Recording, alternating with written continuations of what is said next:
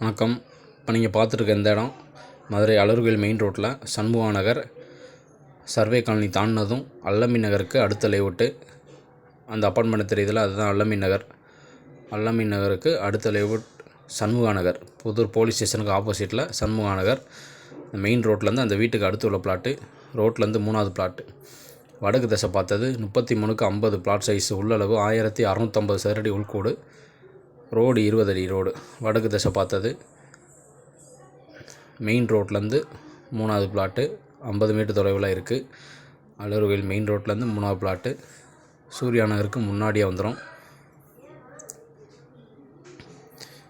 மொத்தம் 4.5 சென்ட் இடம், 1980 சதுரடி இடம் ரோடு சேர்த்து. இந்த பிளாட்டு தான் வடக்கு பார்த்தது 33/50.